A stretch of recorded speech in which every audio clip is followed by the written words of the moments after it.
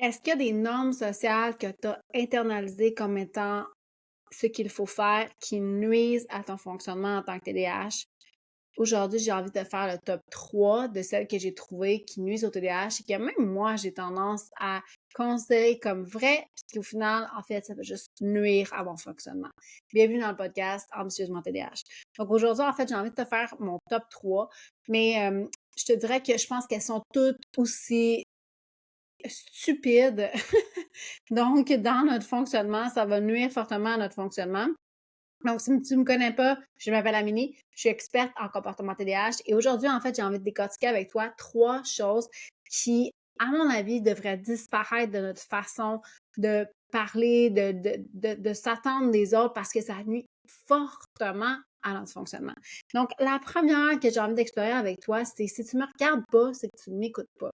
Et je suis la première à l'appliquer. En fait, je me sens souvent obligée de faire l'effort de regarder la personne, alors qu'en général, c'est beaucoup plus facile pour moi de regarder ailleurs, pas parce que je veux pas te regarder, pas parce que je te trouve pas beau, pas belle, ou peu importe, c'est juste parce que j'ai de la difficulté souvent à traiter l'information de mon visuel en même temps que ce que j'entends, et c'est beaucoup plus facile pour moi de maintenir mon intérêt quand j'occupe mes mains.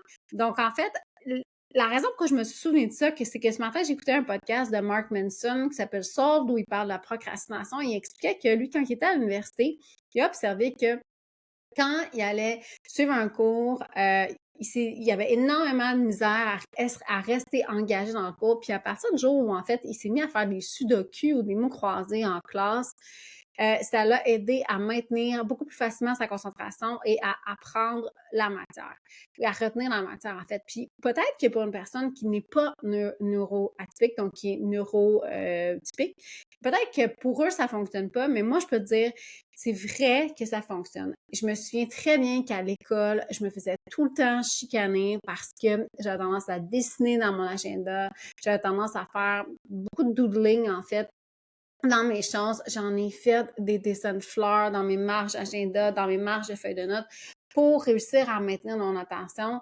Et aujourd'hui, en fait, une des choses que je sais, c'est que quand j'arrive à prendre des notes, quand quand je peux faire du dessin, quand je peux faire quelque chose qui me demande pas nécessairement énormément de concentration du point de vue cognitif, mais comme une des choses que j'ai préférées, quand j'ai fait ma formation à l'ADCA, une des choses que j'ai beaucoup aimé, c'est que la professeure acceptait qu'on avait la caméra fermée et je pouvais faire des choses comme des casse-têtes, comme la vaisselle, comme plier du linge, comme aller prendre une marche, comme brosser mon chien, comme faire des choses qui ne me demandent pas nécessairement un gros effort cognitif, mais qui me permettent de m'occuper de rester en mouvement pour continuer à être super réceptive. Et je te jure que c'est une des meilleures façons que j'ai apprises de ma vie. Mais je sais que c'est pas normalement dans les normes que d'abord, en tant que personne, quand je donne des cours, je trouve pas ça facile de regarder un écran noir. Bon, peut-être que la solution, ça serait que tout le monde soit hors caméra. Je pense que c'est un des défis, en fait, que maintenant on a depuis qu'il y a eu la pandémie et que tout le monde s'est tourné vers Zoom. On s'attend à voir la personne devant nous, alors qu'en réalité, c'est extrêmement difficile. Attention, je reste quand même très, très, très mitigée quant à l'utilisation des réseaux sociaux, que ce soit Pinterest, Facebook, Instagram. Je pense que ce qui va capter beaucoup ton attention est une distraction. Donc, je veux pas que tu utilises ce que je suis en train de dire pour dire, oui, mais Amélie m'a dit que c'était correct d'aller sur Facebook quand j'écoute un cours. C'est pas ce que je suis en train de dire. Je pense que ce que je suis en train de dire, c'est plutôt de trouver quelque chose qui va t'occuper les mains et qui va faire en sorte, ou même peut-être un peu comme quand je te disais, moi, je prends des notes, j'écris, je dessine, ça me permet de maintenir ma concentration. Il y a plein d'explications derrière ça, mais probablement qu'une des choses, c'est qu'en fait, je m'ennuie très facilement et c'est pas parce que ce que tu me dis est pas intéressant, c'est qu'à un moment donné, veut pas, mon cerveau, il décroche un peu. Puis en ayant comme deux choses en même temps, ça me permet de faire fluctuer mon attention et de m'assurer que j'ai un meilleur intérêt envers ce que tu dis. Moi, une des choses que j'ai remarqué avec mon conjoint, c'est un des moments où j'ai les plus belles conversations, les meilleures conversations, ça va être bizarre, c'est soit au téléphone, donc quand lui, il est dans la voiture et qu'il revient du travail ou qu'il s'en va au travail, je pense que c'est les moments où on a les plus belles conversations. Quand on marche côte à côte, Tu vas me dire, ah, c'est évident, là, on marchera pas un en face de l'autre. Non, tout à fait, mais côte à côte, c'est vraiment agréable. Et quand on est en voiture ensemble, en fait, encore une fois, on est côte à côte, on se regarde pas. C'est pas parce que j'ai pas envie de regarder mon conjoint. Je trouve mon conjoint super beau, mais c'est vraiment parce que ça aide à ma concentration que d'avoir comme deux choses en même temps à faire pour maintenir mon intérêt vers la chose.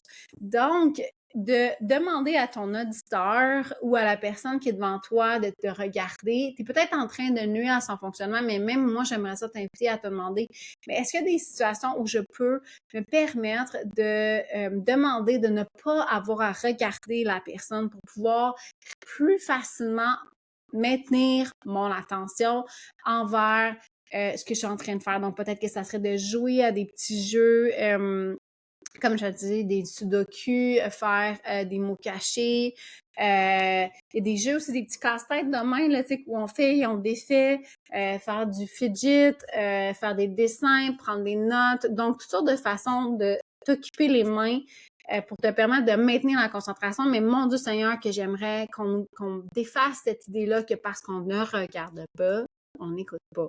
C'est sûr que comme je te disais, si tu t'en vas sur les réseaux sociaux, si tu t'en vas sur quelque chose qui va capter beaucoup d'endroits, si ça va lire quelque chose, même si c'est un article et que tu essaies d'écouter, ça fonctionne pas. Je te jure que chaque fois, je l'ai essayé, chaque fois que j'essaie de lire quelque chose qui ne suit pas ce que je suis en train d'écrire, donc mettons que je suis en train d'essayer de lire un article dans le journal en même temps que j'essaie d'écouter un podcast sur un autre sujet, ça fonctionne pas. OK? Donc, il faut quand même faire attention à ce que tu choisis de faire, mais ça ne veut pas dire que parce que tu ne regardes pas, tu n'écoutes pas, et j'aimerais qu'on défasse ce mythe-là. Donc, le deuxième mythe que j'ai envie d'explorer avec toi, c'est si tu t'es calme, ça veut dire que tu es concentré. OK? C'est difficile pour moi de rester sans mouvement. Et personnellement, j'ai une présentation du TDAH qui est de type inattentive, donc j'ai tendance à me désengager facilement. J'ai pas un énorme niveau d'énergie, donc j'ai pas besoin de courir 229 km de vélo dans une fin de semaine. De faire 229 km de vélo ou de faire je sais pas combien de dizaines de kilomètres de course pour gérer mon énergie. Je suis quelqu'un qui a un profil inattentif. Reste que j'ai besoin de faire quelque chose pour rester attentive. Il y a, on appelle ça de la mémoire kinesthésique, donc le fait de garder en mouvement. Dans mon cas, souvent, comme je te dis, je vais dessiner, je vais écrire des notes, je vais souligner des affaires. Une des choses que j'aime énormément de faire, c'est marcher. Je vais faire des postures de yoga, je vais me challenger à rester sur l'équilibre, sur une jambe, en équilibre. Je vais bouger beaucoup les mains. Donc, si tu me connais, t'as tendance, je m'exprime énormément avec mes mains. Donc, j'ai tendance à bouger beaucoup, beaucoup, beaucoup mes mains.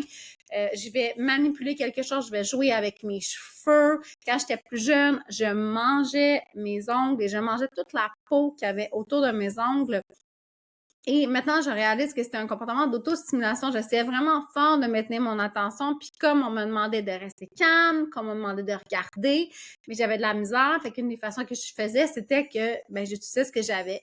Je faisais aller ma jambe. Je sais pas si tu as connu ce comportement-là ou si tu fais encore ce comportement-là, mais quand j'étais plus jeune, j'avais tendance à mettre mes orteils au sol et un peu shaker en bon français de la jambe. Donc, faire aller mon talon pour brasser ma jambe, c'est une façon pour moi de me garder en mouvement et de rester attentive. Et je me souviens de m'être tellement souvent fait réprimander par mes parents, par mon père plus précisément, parce que je comprends que pour la personne qui voit ça, ça peut être dérangeant, mais moi, je faisais vraiment des gros efforts pour rester engagée dans ce qu'on m'a demandé de rester engagée et j'avais énormément de difficultés.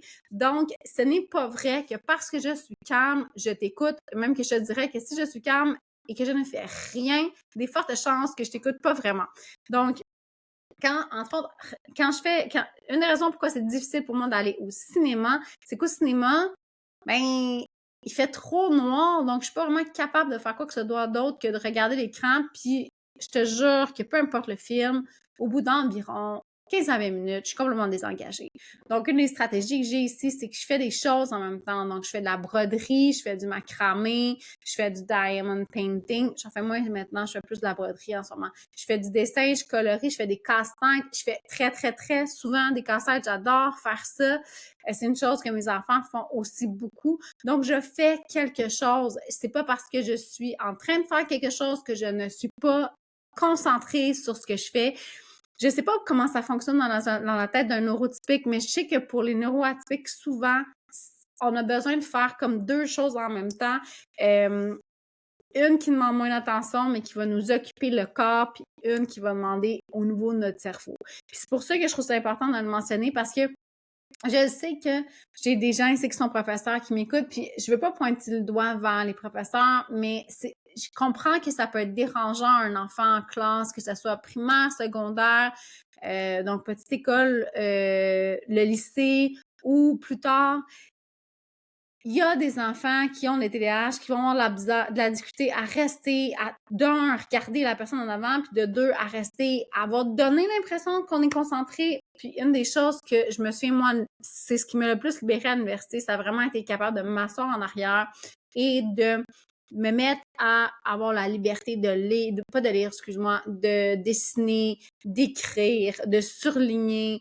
Et ça m'a énormément aidé dans ma capacité à maintenir ma concentration parce que sinon, ben, j'y arrive pas.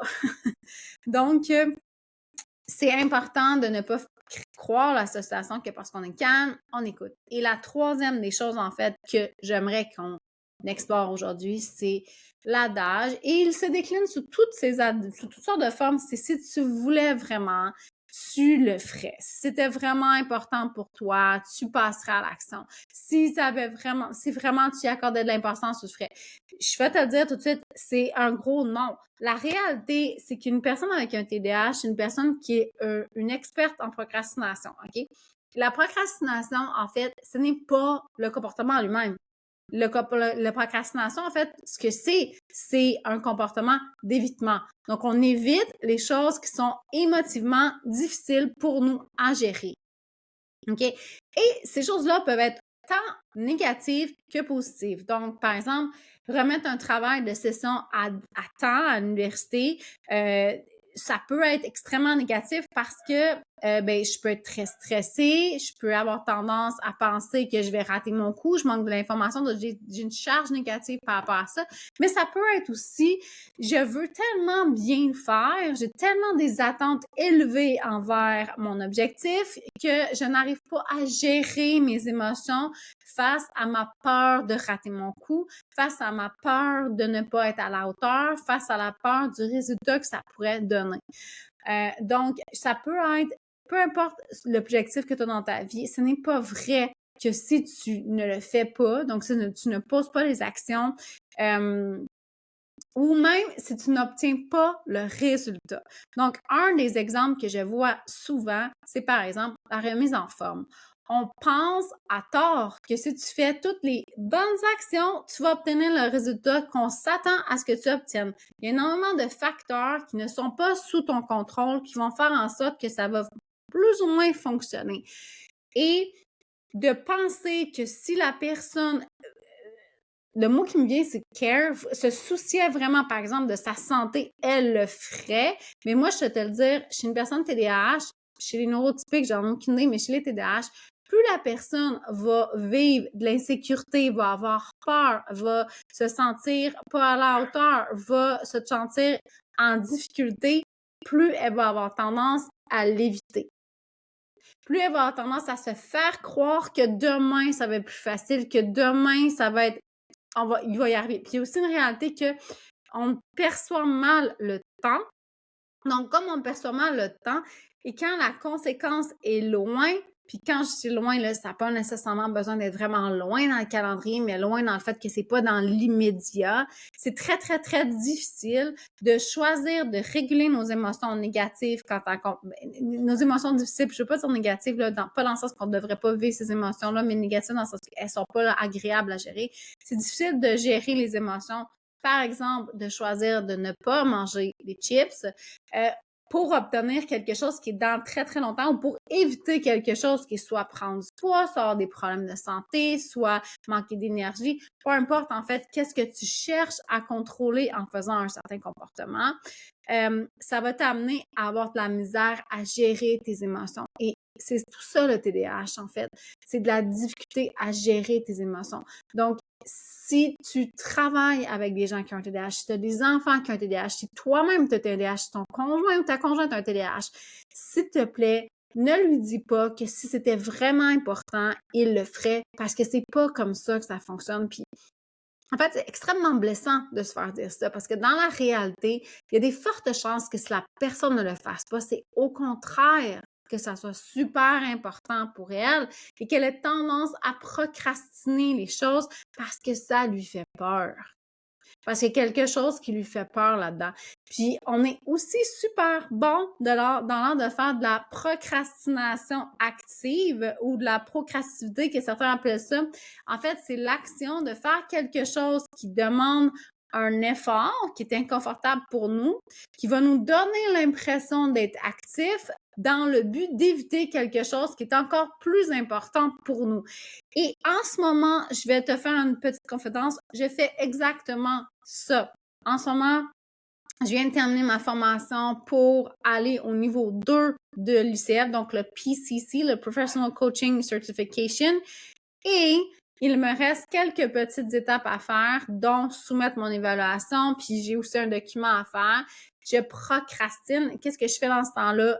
Je me suis engagée dans un projet de peinturer mon sous-sol, qui est en fait important pour moi aussi et qui, quand je mets les deux projets côte à côte, faire le sous-sol a été hyper important pour moi, mais je voulais pas passer à l'action parce que je trouvais ça trop, il y avait trop d'affaires, trop de choses là-dedans. Puis là, maintenant que le projet de terminer ma formation puis que le deadline commence à approcher, j'ai tellement peur de rater mon coup dans cette formation-là que j'ai tendance à prioriser mon sous-sol au détriment de passer à l'action dans ma formation.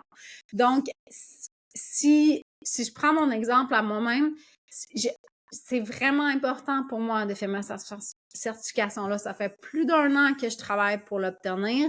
J'ai mis toute mon énergie dans les derniers 12 mois à passer au travers, même si ça a été difficile parce que j'ai rencontré beaucoup d'obstacles. Je veux vraiment l'obtenir et je procrastine de passer à l'action. Et je sais que pour une personne neurotypique, ça fait pas de sens, puis que dans la croissance personnelle, on n'arrête pas de marteler ça, que si c'était vraiment important, j'y passe à l'action. Mais moi, je te jure, plus ça fait peur, plus je suis insécure, plus j'ai peur de rater mon coup, moins je vais le faire, puis plus je vais me trouver autre chose à faire.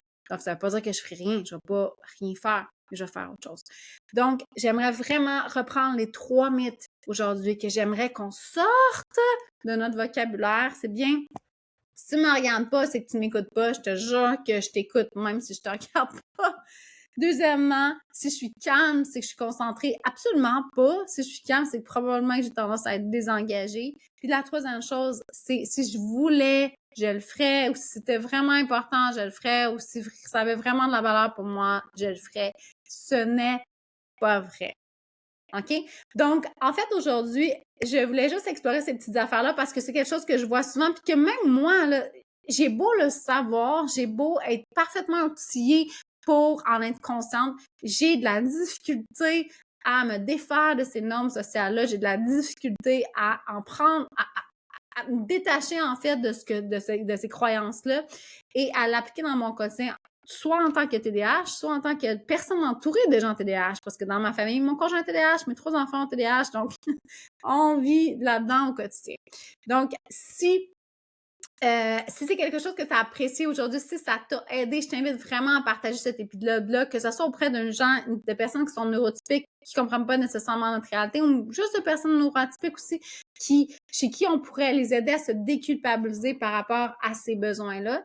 Ensuite, si tu as aimé, je t'inviterais à soit me laisser un thumbs up, des étoiles ou un commentaire sur Spotify. Ça me fait énormément plaisir puis ça m'aide beaucoup à faire découvrir le podcast pour faire des gens comme toi qui vivent avec un TDAH et qui ne savent pas toujours comment prendre le taureau par les cornes. Et si ça te tente, je t'invite à aller sur mon site web ameliedéveillé.com. Cet automne, je vais partir un challenge sur comment apprendre à terminer les choses que tu commences. Donc, c'est mon objectif cet automne, de pratiquer la compétence de terminer ce que l'on commence. Tu peux t'inscrire sur mon infolette, sur mon site web. Et si tu as besoin d'accompagnement et tu as envie qu'on travaille ensemble, ça va me faire plaisir. Tu peux également aller sur mon site web. Tu vas trouver toute l'information. Sur ce, je te souhaite une très, très belle semaine et on se revoit la semaine prochaine.